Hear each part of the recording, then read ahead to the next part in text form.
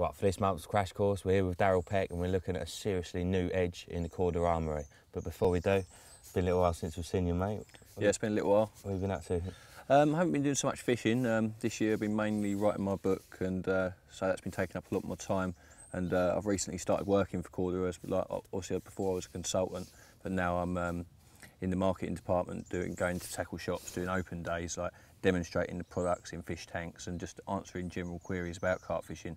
And I'm not really there to sell the product. My sort of role is to educate people how to use it properly. So hopefully that if they do, they go out and catch on it. Hopefully then they continue to buy the product. I mean, it's been nearly a year since we last saw you when you had that awesome fish out of the manor. You've had a couple of big ones since here. The Norfolk one. Yeah, the Lenway charity fish. Didn't take long, did it? Didn't take that long. Not quite as quick as Terry Ann. But yeah, I went down there sort of early April. Caught fairly quickly from the off. It's mainly mid-doubles to sort of mid-20s, like the average short styles, the stockies and that in there. But after 12 nights, I managed to get the big one as 49.5 pounds, yeah. Awesome, yeah. Pucker fish, yeah. Oh well, all right then, mate. Well, as I say, we're here to look at a new edge from Korda, and that is these captors. Yeah, they've been in sort of development for a very long time. What we have here is like the finished product, and what basically the difference are these compared to the old range of hooks is, well, these ones are PTFE coated, but colour added to obviously camouflage from the bottom. You get two colours, you get the weed green and the gravel brown. They're done in the wide gate range and the curve shank range. Straight away you can see the benefits from it, can't you? I mean, yeah. A lot of people who said they've done underwater filming or photography, they say the most blatant thing is often the hook, isn't it? Yeah. You know, sort of shining, particularly when you're fishing in shallow, clear water. You sort of get that reflection. So the whole hook is coated in this PTFE coating, apart from the point. If you imagine a point's like that and it's a finished point, as soon as you put a coating over it, you're adding thickness to the point, so it can't be as sharp as what it would without the coating. Where the bar would be from that bit to the top is not coated, so allowing it to be thinner, more sleeker, and a lot more sharper than what was originally on the old patterns. So it's going to slip that in that much easier. Yeah, more sticky, just sort of catch hold to start with. Then obviously once it goes past that point, it's in, you know. Right, so you do them in the wide gapes and the curved shanks? Yeah, they're the most popular patterns that Korda do. The curved shanks are sort of really good for the KD rig and the Muzzer rig that's been made quite famous in the magazines. My personal favourites are the wide gapes, especially when using like a soft braided hook link. I don't think you can beat them to like hook to land ratio. That's what I rely on in my big fish angling. Excellent. Oh, do you want to tie one of your rigs up? Yep, one of my simple specials. Take it anywhere. I love your rigs, Darryl. I believe that the hook is the most important part of any rig. You know, that's the bit that converts bites into takes, because at the end of the day, in every other type of fishing, you use a float or whatever, and you set the hook by striking at a bite. We're in carp fishing, we rely on the lead to set the hook. So the hook point is the most valuable thing you've got. Like, so paying attention to that will catch you extra fish. There's no doubt about that. Got some supernatural braid here. I've got the 18-pound weed green. Just tie a very basic loop overhand knot for the hair stop, just like so. I like the knot to sit inside the bait so the bait doesn't slide back and up and down like the hair itself. Tighten that, just give it a little tug on a pair of scissors. Trim off the excess tag that you don't need, nice and neat and tidy. Then a lot of people don't do this, they tie the rigs like freehand and guess the length of the hair. I think it's vitally important if you want to get your rigs consistent, is to tie it with the bait on, so that if you lose fish, you can alter things and get it right. And I've always found, especially with wide gapes in the sort of patterns that I use, that if the hair exits level with the point and that the boilie just brushes the bottom of the bend, then I don't get hook pulls, I don't suffer that at all. But a lot of people can tie a knot that's not wrong, you know, and lose fish because they're not doing it accurately each time and don't understand why. So I'll show you how I do it. Thread the boilie onto the loop, like so. Like that. Take a little hair stop. So there's like two different shades as well. You've got the green and the brown. Yeah, green and brown to suit whatever lake bed you're on. You know, the brown's really good for gravel. Well, the thing is, they're both really good for silt as well. They're both dull colours, you know, very neutral and just blend in, you know. And I think it's quite important as well to balance your hook size to your bait size. So I've got a 15-14mm boilie here, so I'm going to go with a size 8, which I've always found to be about right.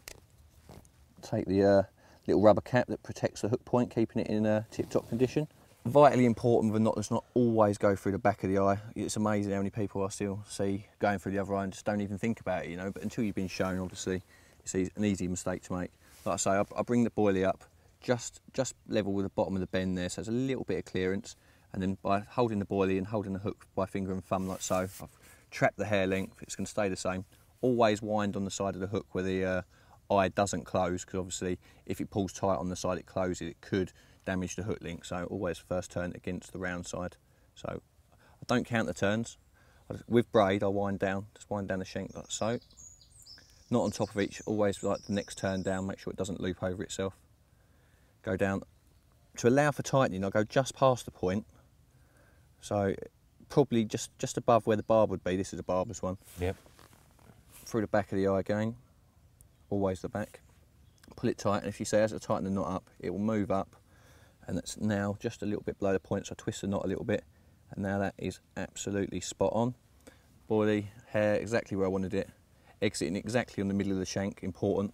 You know, the middle opposite the point across here. You don't want it hanging off the side of the hook, you want it there. Right. And obviously, what happens, obviously, the fish picks up the bait, because that's what it's after. If you just look, the hook is already hanging in the right position just by picking up the bait here. So just by tying the knot correctly and getting the hair length right. I don't use shrink tube, but there's definitely a place for it, you know, for turning hooks to make it turn.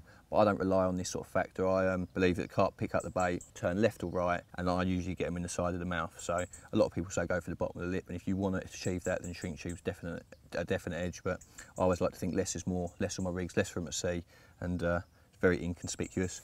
I generally would tie this about 6 to 8 inches if I get a swivel.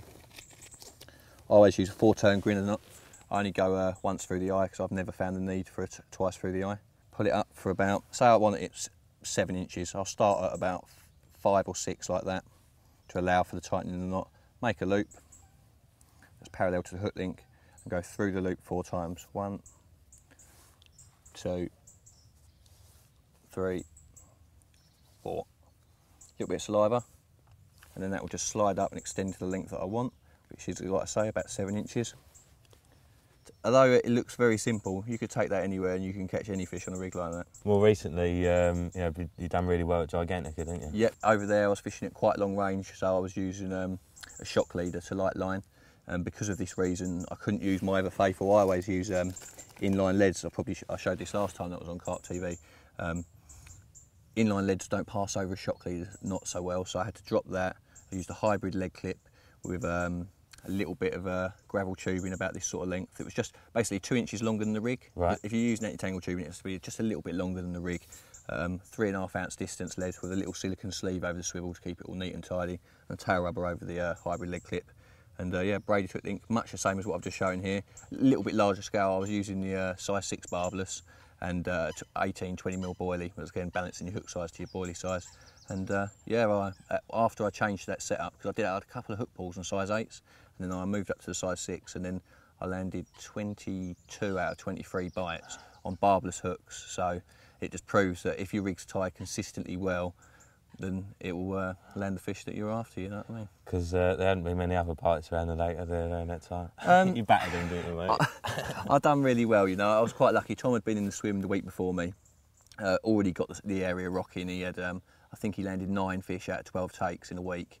And then I got in there myself and had 25 takes in 5 days. So awesome. Yeah, it was pretty good going. And a good amount of big ones in there as well? I had 47, a 46 and quite a few 30s as well, yeah, so it was a good week. Bucket stuff. Yeah, not quite as good as Ali though, with a 70-pound date on his first bite, you know what I mean? Well, that's just the way the cookie crumbles, isn't it? Okay, look, not only are they sharper, the new captors that we have here, they're, the old ones here are standing out much more brightly, and they, in their day, and still to this day, are better than original hooks for camouflage on the bottom. But you can clearly see here the coloured PTFE coating on the new captors is definitely blending in with the lake bed better, and that can only increase your chances of fish. And as you can see here, we were looking in like 2 inches of water, but if you imagine 4, 5, 6 foot, the darker and murkier it gets, they're going to be even more camouflaged. And like I say, it's only going to increase your chances of catching more fish.